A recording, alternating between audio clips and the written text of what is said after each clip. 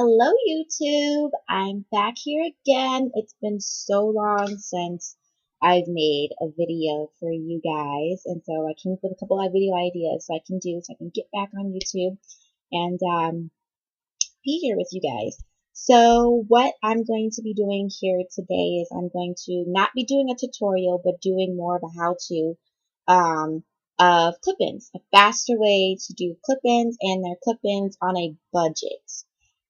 This summer, I definitely want to have the idea of looking great on a budget, and actually a budget that everyone can afford, college students, working mothers, everybody. So, great. And even though just because you have the money doesn't mean you need to spend it all.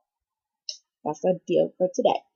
So, like I said, clip-ins, an easy, fast way to do them. I know, ladies, it takes a while to make your own clip-ins. It is a little cheaper, than to buy them if you're into clip-ins.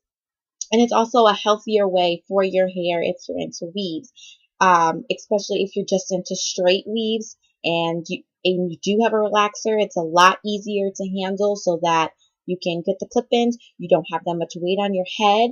You can take them off before you go to sleep, and just be fine. Put them back in, whip them in the morning, and you're good to go. But if you are into clip-ins, it's a faster way. If you ever made clip-ins before, it takes a long time. What you usually do is you take some weaving thread, and you take a weaving needle, and you take your hair, and you just got to sew all those pieces. I wear 7 pieces, and usually you got to double them up. If you don't, I don't really see the point in putting extra hair in, but you double up so that's pretty much 14 pieces you're sewing together, and it takes a long time. Your fingers hurt. You might as well just sew it into your head anyway. So I've come up with a way. I don't know if it's original or not, but I was thinking to myself, I was in the dorm room, and I was like, you know what? Hey, I'm going to glue these things together, and I'm going to sew the clips together. So what I did is, this is my clip-ins that I made. First, originally, I had just one pack of Outre 99J. You can't really see it that well in this video, but my hair is a really, really dark red. Because I had black dye under here before I dyed it red, there are some spots that are really, really dark. Almost you could just tell that they're black. So what I did was I took some Bobby Boss hair that wasn't old, but it was just, your last weave, we call it. No, that's old hair. So what I did is I recycled it, and I made low lights for myself. That's what the beauty is about making your own clip-ins, is that you can make low lights, change up the color, whatever you want. Now, I am going to say that my way of making these clip-ins is only for recyclable hair, or for hair that is not very cheap. This Outre that I got at a beauty supply shop on State Street it was only $20. And this, I think Outre for 99J is discontinued, and I was really upset about that because I wanted to buy another pack for a ponytail. But I digress. And I just wanted to just remind that and make that a warning that if you want to use this hair again by sewing into your head or doing whatever you decide to do with it, I don't recommend you do this way because there is gluing involved. When there is gluing involved, it's harder to sew it into your head if that's what you're going to do.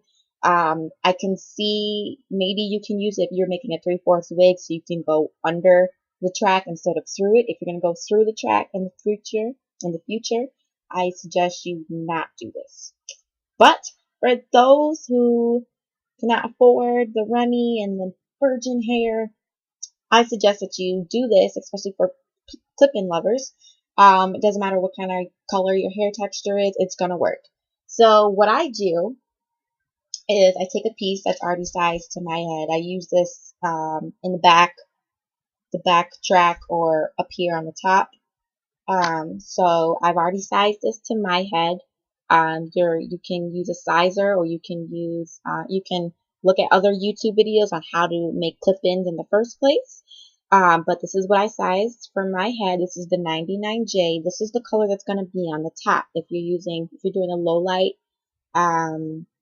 method like I did, you're gonna use your main color on top, obviously, and then you're gonna take. It's up to you. You can take. This is my low light color. This is my Bobbi Boss color number 1. You're gonna take this and you're gonna put it behind your main color, your prime color. You're gonna put behind. And you see how that blends through nicely. You can see the red, but you can also see it darkens it a little bit with the black. See, this, it's completely black on the back. Now, because I don't have a relaxer in my head, I'm completely natural. What you're gonna do is, what I did anyway, what you can do is take another black piece, stick it on right behind, size it on up, right behind the 99J and the 1B, the one that's already used. I wouldn't go any larger than 3 pieces of 3 wefts per piece, only because it's going to be too much for this little wig clip to hold all the weight of more than 3 pieces of hair. If you need more, if you feel you need to have your hair is so thick that you need more than 3 wefts per piece, and I suggest you just make some more wefts. You can do that. Wait a minute, I lost my train of thought. Okay, so the next thing what I'm going to do is I'm going to show you guys, this is the glue that I use. It's called Salon Pro Exclusive Anti-Fungus Super Hair Bond Glue. And this actually dries pretty fast. I would recommend this product. And it was only $2.49. So it's not bad for a huge bottle like this. I'm not a gluer, so this is going to last me a really long time. I really do like this glue. I haven't used any other hair glues, but this does not. I was surprised that it doesn't stick on your fingers. It comes right off. When you want to close up the bottle, you don't have a nasty like black grayish glue all around the top. You can just take your scissors and pick it right off and it's gone. It doesn't stick to your fingers or your nails or anything. It strictly sticks to your hair. So that's great. So what I do, what I can show you more specifically, is in a weft, there is more sometimes, it depends what brand you have. In this outre, it's the same. The weft sometimes is longer or fuller in the front than it is on the back. So in this Bobbi Boss hair, it is shorter in the front. I don't know if you could see that. And it is wider in the back. So what you're going to do, especially for the Bobbi Boss, is you're going to put the glue on the wider side of the track. And then you're going to glue on the weft, the track, whatever you like to call it. You're going to glue only on the track. Okay? And then you're going to continuously add it, press down in between glues. And this glue is pretty fast, so you don't need to wait 20 minutes just because it's a lot of hair. It's a lot of weight. But after that, you can just start sewing on the wefts. Now, as far as sewing, not the wefts, sewing on the clips. So, for a weft this big, I would only use a little wig clip. You can see that this small.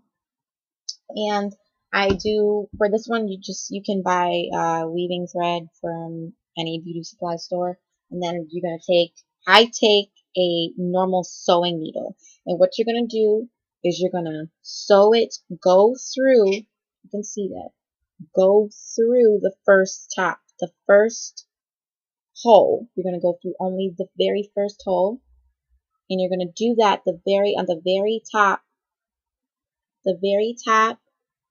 of the weft through the first hole. That's the only thing you're going to sew the clip to. And then you're going to have your wonderful clips, and they stay in for a pretty long time. They are pretty heavy, so they're very long lasting. And that's it. So if you guys have any comments, any questions, if you want me to do another video, then please sign below and subscribe.